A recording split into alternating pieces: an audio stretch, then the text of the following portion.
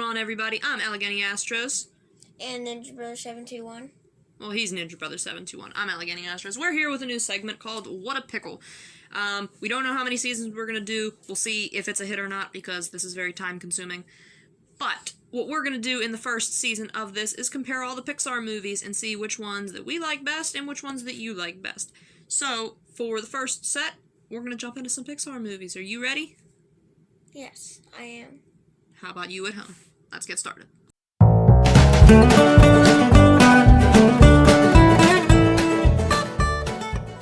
Alright, the first set of movies we had was Ratatouille and Soul. The internet vote was... Ratatouille was the most popular pick for that group of movies. I did not ask why they liked that movie more than the other one. I just did a vote. And I got those results back. So Ratatouille was the popular of those. For me, my choice, specifically Ratatouille or Soul, was Ratatouille. I also chose Ratatouille. I will give you some reasons, so you can skip ahead if you'd like. But we'll give you reasons in just a second. Ninja Brother, what movie did you pick? Also Ratatouille, because... No suspense. Just Ratatouille. There's no suspense or nothing. No drum roll, no... nothing. You just Ratatouille. It's too late for a drum roll now. Okay, so before we start on reasons why we liked Ratatouille, I wanted to just list off a couple things about Soul and why specifically I didn't choose Soul. Love the movie. It's a great movie. I love the jazz concept and everything there, because jazz is like, if you are into music really big, jazz is very much related to, like, you know, you and your being and your soul and all that kind of stuff, so I love how they played that in. Awesome. Movie overall was absolutely great, and this was by far the toughest pick of all the movies that we did for this first round of, this video, this first part of round one. So the reason specifically I didn't choose it is the ending. I don't like when they leave things open, and the fact that Joe got a second chance, it was absolutely awesome. I was glad to hear that Joe got a second chance, but what happens to 22? We know that 22 gets the Earth Pass, but that's it. We don't know if they come back as someone Joe knows, as someone Joe doesn't know. Wherever they end up, we don't know where 22 goes. So, I don't like that. I did, however, like all the parts where 22 was in Joe's body and Joe was still in the cat body, and they were just all over the place. Great movie overall. Highly recommend that if you haven't watched it yet. Definitely watch it. It's totally worth it. But now, we're going to get into some Ratatouille, because I don't think Ninja Brother said anything about why he didn't choose Soul. I mean, Soul was good, but... I don't know. Great answer. Okay, so, I guess I'll start off. So, the one reason that I decided to choose Ratatouille as my favorite movie, there was a part, let me see where I want to start.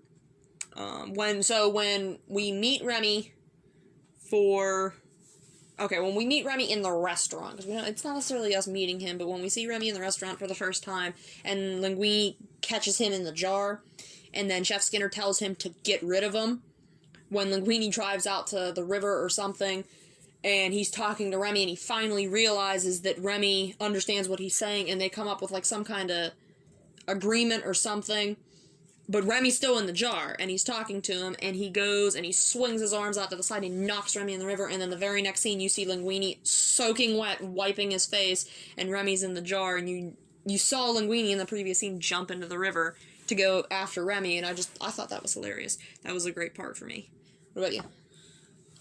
I like the part when, Remy was, like, when the other chef, the female chef, was asking Linguini to, cook the specific recipe, but the customer wanted something else different on the menu, and everyone was struggling, and then the female chef said this, and then Remy thought otherwise and was tossing Linguini all over the place, and I just thought it was funny that he kept constantly getting yelled at because of the way Remy was controlling him, and way he was moving him. I thought it was funny.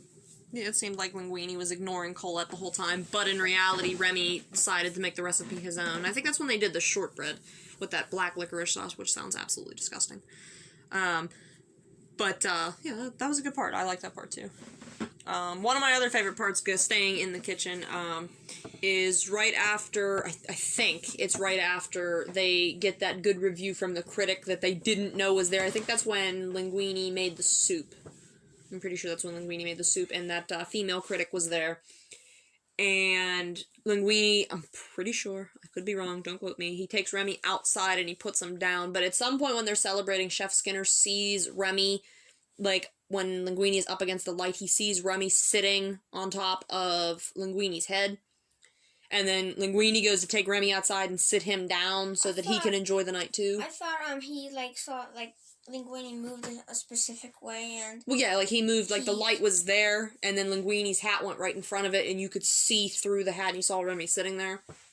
And then, so when Linguini went outside and he sat Remy down so that Remy could enjoy it, too, because they're all celebrating together, because they all did a good job, and he comes back in, and Chef Skinner's, on top of the bread rack, and he grabs Linguini's hat, and he checks it, and he doesn't see anything, and then he turns to Linguini, and he, smirks at him, and he's like, got your togue. I thought that was funny. It was really random, and the fact that he was so short that he could literally get on top of the bread rack, fit on the bread rack, and get Linguini's hat off, and everyone's just standing there staring at him like, what's going on, dude? I thought that was a pretty fun part. It was kind of weird, how no one saw him. I mean, the bread rack doesn't have, walls that no one can see him. I mean... Linguini just walked back in, he's like, got your hat, bro. What else you got? I also got when Linguini was, getting reviewed because he made the good soup that everyone liked, and it became popular, and everyone was liking it, and then when he said he had a secret, he was going to tell everyone that he wasn't actually cooking the food, but then Remy stopped him somehow, but then he took his hat off, and then people were saying stuff, but then,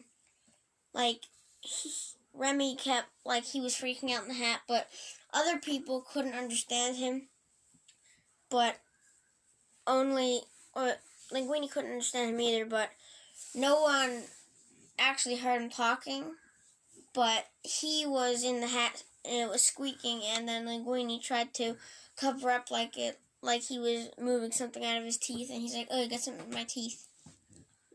That's right around the part when he just found out that he was Gusteau's son, and Remy was getting a little mad at him under the hat. That's why he was, squeaking and stuff, and he was getting mad because Linguini was trying to take all the credit for that, not intentionally, but he was taking all the credit for doing all the work and how he was cooking and stuff, and Remy was getting a little peeved, and then, Linguini was with the pans and stuff, and Remy was just getting mad. That was a good part in the movie, too. I like that. It tells Linguini he needs to own up. Well, I thought Remy smacked him in the face with the pan, and then... I'm pretty sure that's why he took his hat off, because Remy goes like this and he smacks him in the face when he didn't give Remy credit. Or at least, mention, that, he has great help or something, or, team inclusive, any of that stuff. Okay, so for my last one, I got a lot of good stuff here, so let me see. For my last one,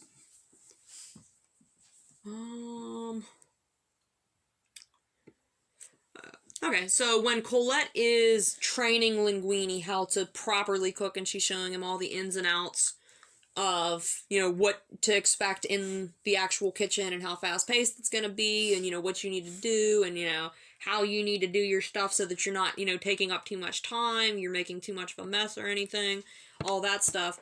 Towards the very end of that, montage, because it's a montage, towards the end of that montage, when Colette is training Linguini, he has this big stack of dishes sitting there, and she goes over to him, and she's like, what are you doing? And he's just cooking. He used all the dishes for the stuff that he needed.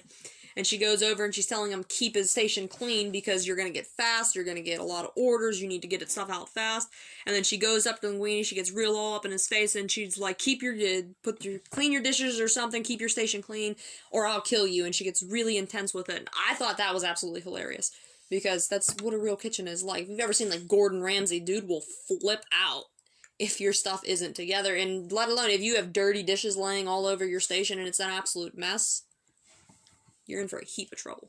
And I also like when Remy, or like when the Linguini put Remy outside to give him a little meal, and he was trying to eat it, but then his brother, he saw something, took the, whatever you'd call that thing, and he was going because he thought it was something that was in the shadows, but then it was his brother, apparently. They was talking, blah, blah, blah, and Remy's like, why are you eating this garbage? Because he was literally eating garbage, and then Remy's like, here, try this, and then Remy kept going in the restaurant to get stuff, stealing stuff, and then his brother kept coming back with more of his friends because he just couldn't keep a secret, and he's a terrible secret keeper. So that is true.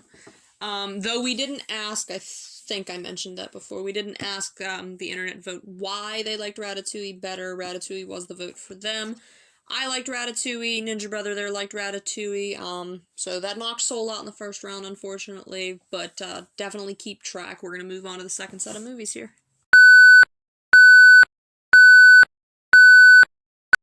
So the second set of movies we had was WALL-E and Onward. The internet vote for this one, a little bit less suspense than last time. They chose WALL-E over Onward. Again, we didn't ask them why. Maybe I'll do that next time. But they decided that WALL-E was better than Onward overall. Me personally, I chose Onward. I like that better than WALL-E. Don't fight me over that, but I liked Onward over WALL-E. As you can hear, that is not the case for Ninja Brother. Go ahead, explain what you chose. I mean, one reason is because I watched WALL-E first because Onward wasn't out yet. And it's like, sometimes the older movies can be better than the newer ones. Old movies like that. I do agree.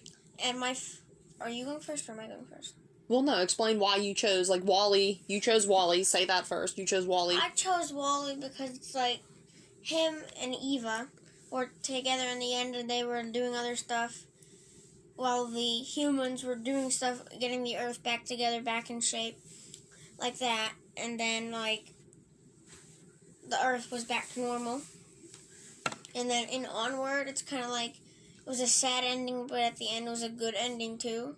Because he saw his dad again, because the second child didn't get to see his dad yet. His dad died before he was born. And they went through all that trouble to see his dad again. But he didn't actually end up seeing his dad because I actually forget. There was only so much magic and they had to fight things. I'll explain it. I have some points that I'll bring up about that. So, I'll start off again. I chose Onward. There's a lot of reasons I chose Onward. Obviously not going to list them all off. I did the same thing with Ratatouille.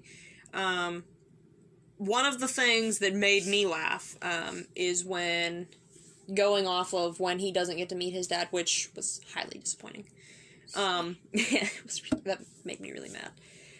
When Barley finally figures out the puzzle to, like, how to find the last, was it the Phoenix Gem, I think? When he finally figures out how to get the Phoenix Gem, and when he finally gets it and he unleashes that curse, the moment the dragon forms is phenomenal, because it's, like, pulling things from everywhere, but the best part by far is when the dragon forms and it pulls the mascot's face off of the wall, and then that's its face, because it's this big curse that's supposed to be all dangerous and deadly and supposed to scare you, and it has this really friendly dragon face that's supposed to terrify you, and I thought that was really great. Yeah. Oh yeah, another disappointing part is that the movie didn't even show you what his dad looked like, didn't it? It did. There was a bunch of pictures everywhere. He himself Ian didn't actually get to see his dad face to face. Barley did. Ian gave Barley the opportunity instead of him. Jeez. Which was probably a good idea, all things considered, because there's no way Barley would have survived that fight with that dragon. No way. I mean, he could have tried, but Ian was the one with all the magic, so I don't think so. Yeah, and a reason why I like WALL-E better was because a part that made me laugh was when WALL-E met Eva, or he tried to introduce himself, and Eva just turned her arm into like a laser gun or whatever it was, and WALL-E just got turned into his little box form again, and his little bug friend was just crawled into him and got scared. Yeah, that scared the crap out of Wally. Because he was like, wasn't he behind those like real big rocks or something, and she shot right through them, and then you pan to Wally, and he's sitting behind it, and he's just like shaking really frantically. Yeah, so she didn't actually get to see him yet. Yeah. And then he went off. And then it's also when Wally was yelling at his cockroach friend because like when Eva went back to the spaceship to go, and when she went back to the spaceship because she when the spaceship collected her up because of the plant, because life. Mm-hmm. And then Wally was chasing after him, and his cockroach kept following him. And then he said, "Sit," and like he went for him, and he like it was funny. So for Onward, I had, let me get a good one. I'll do that one. That's a good one. When they're in the cave and they're almost at the end of like the passage thing where they figure out like how they're gonna get this last Phoenix gem. The entire movie, Barley keeps telling Ian to work with what he has. That's what you do on an adventure. You work with what you have. So, the only thing they have to get down this huge river of water, and the only thing they have is a bag of cheese puffs. Oh, God. So, exactly, Ian turns the cheese puff into a giant cheese puff, and he keeps telling his brother, he's like, hey, be careful how much boat that you eat. We have so far to go. And they're just floating down this river on a really gigantic cheese puff before they get to where they need to. And I thought that was awesome, because I'd like to float on a giant cheese puff. I think that's cool. I mean, we'd probably all die in real life because, if you've ever eaten a cheese puff, you know how much, like, saliva and, like, liquid they absorb, so you'd probably die. But it'd be fun, before you die anyways. Mm-hmm. What else you got for Wally? Well, also for Wally is when he introduced himself to Eva, and the way he just said it was funny to me, and then Eva repeated it, and it was also funny too, so I just liked that part. Okay, last one I'll say anyways. The entire movie, Barley is like he's like, Ian, you have to listen, you have to see this. You have to pay attention to the magic stuff, and like, look, this is so cool, and he's trying to get his brother to enjoy some of the things that he likes, specifically, like, all the magic stuff. Like, even when he picks him up at the school, and he's all dressed up like a wizard and stuff, and he's fairly embarrassing Ian, but he's trying to get him to pay attention, but the whole time he's warning him about this gelatinous cube monster. As soon as this, like, quest that their father had set for them, like, happens, he's warning Ian about this gelatinous cube monster, and when they're going through the last piece, it's the whole area of traps and stuff to get to where they think the Phoenix gem is going to be. The gelatinous cube falls down, and Barley's like, oh no, the gelatinous cube, and then they just start taking off running, and the gelatinous cube's just pushing after them ever so slowly. And it just reminds me, I don't know if you've ever seen, Hotel Transylvania, but like his name's like Blob or something. Every time they do anything and he's getting like hit by a tree, or he's like he puts a helmet on because he's getting hit by the tree, or things fall into him and stuff. I thought that moment was really funny. You got anything else for Wally? The last part I had for Wally is when Wally took Eva back to his little It was a giant Wally. If you've noticed, it was a giant Wally, and Wally lived in the giant Wally, which is kind of creepy if you think about it. Yeah, so you're thinking about it. And then it's like, he was in there, he had all the stuff in there, and then he gave Eva the light bulb, and then she somehow lit it up, and then he was all confused. He held it again, gave it back, or it lit up again, and then he was holding it in his hand while Eva walked away, and then the last part you saw of that moment was Wally was just looking at the light bulb. He didn't know what to do with it. Alright, so you've heard our reasons why we liked Onward, why I liked Onward, why Ninja Brother liked Wally. I don't know if I mentioned it before, but feel free to join along.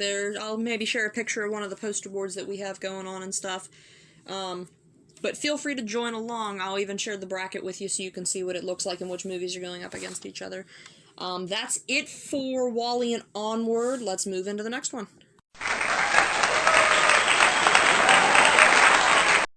Okay, so the last set of movies we had for this part of the bracket for the first round was Inside and Planes, Fire and Rescue. Inside Out.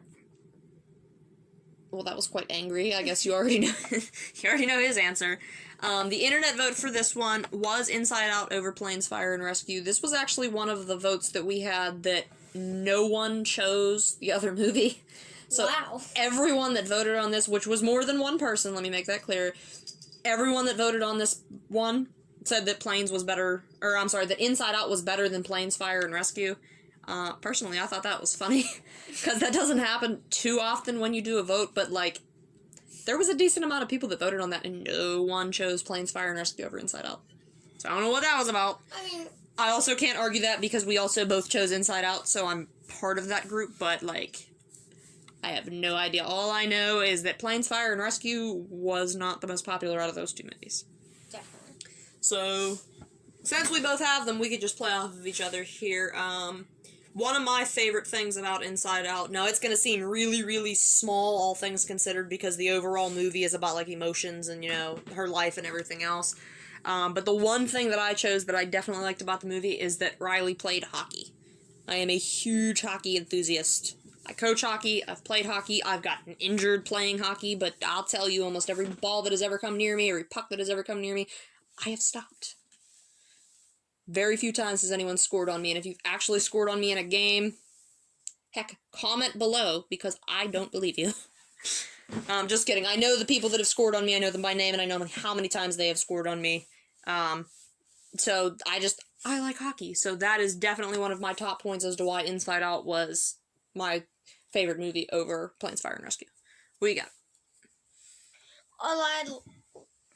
What I liked is when joy and sadness were, like, they had to somehow scare Riley and wake her up.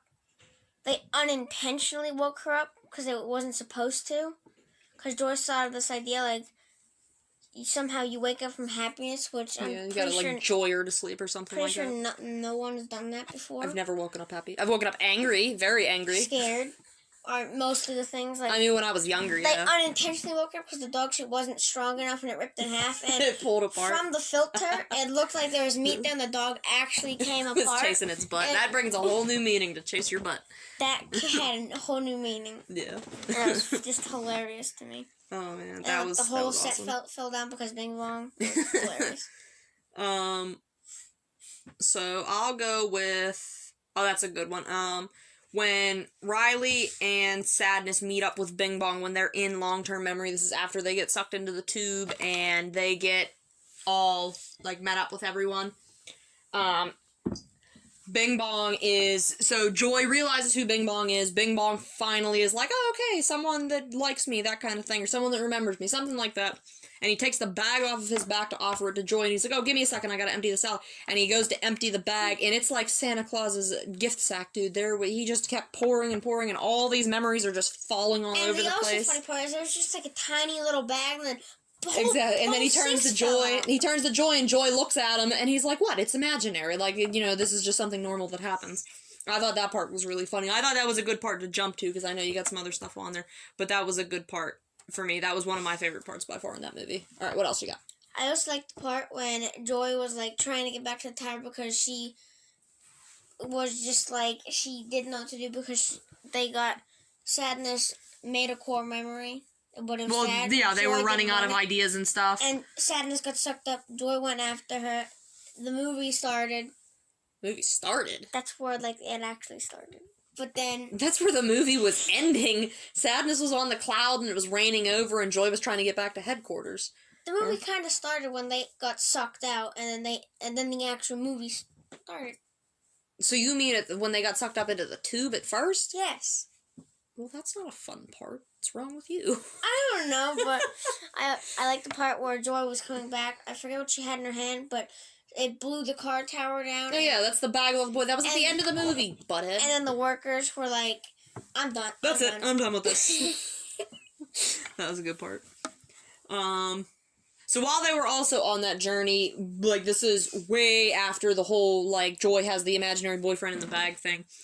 The other part that I really liked is when specifically Joy, Sadness, and Bing Bong went into abstract thought, and Sadness is warning Joy, and she keeps telling her, I don't think this is a good idea, we shouldn't do this, I read the manual, it says this is a bad place, And Joy's like, well, listen to Bing Bong. Bing Bong knows what he's doing. And they go in, and then the two, what were they, miners or something, memory miners or something, they go in, and they're like, oh, we're doing this. Oh, let me burn off what's in here. And they shut the door, and they turn it on, not knowing that Joy, Sadness, and Bing Bong were the ones inside of it. And then they start breaking down into, two-dimensional, one-dimensional, and then just colors and shapes.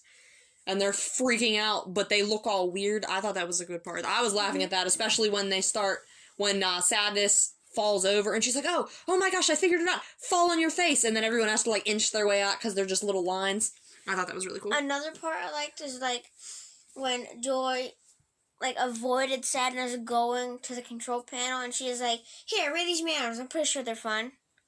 And it was like, she forced her in that circle. Their Sadness circle. Or the circle of sadness or something, and she told her, another part stay is here. Like when Bing Bong said, he said D-A, like he spelled out danger, but he said, it's a shortcut. See, it says shortcut. Bing Bong was a goof. I do have to say that I was incredibly upset when Bing Bong didn't make it. I thought it was very noble what he did to get Joy back to headquarters. Oh my god, we don't have to bring that up. Oh, somebody's a little emotional. But, yeah, that was definitely a sad part. I'm sure all of you could agree with that. Alright, so like I said, Inside Out was chosen by the internet vote. I also picked Inside Out, and Ninja Brother had also picked Inside Out. So Inside Out is moving on to round 2, along with Wall-E, Ratatouille for the internet vote, and then for me, Ratatouille and Onward, and Ninja Brother's Boring is the same internet vote. Excuse me. You gotta go with the OG movies, not the new Oh my movies. god, who allowed you to say these things? But anyways, that is it for the first episode of What a Pickle. Tell us in the comments if you agreed with our picks, if you decided to join in and figure out what your favorite Pixar movie was. I will attempt to add in what the bracket actually looks like so that you guys can join in and play with us. So for this one, we had Ratatouille, Soul, Wall-E, Onward, Planes, Fire and Rescue, and Inside Out. I told you which ones were chosen for favorites there. Stay tuned. We'll have another one out in a few days. We'll let you know those movies as that comes up. But that is it. This has been What a Pickle. Allegheny Astros out.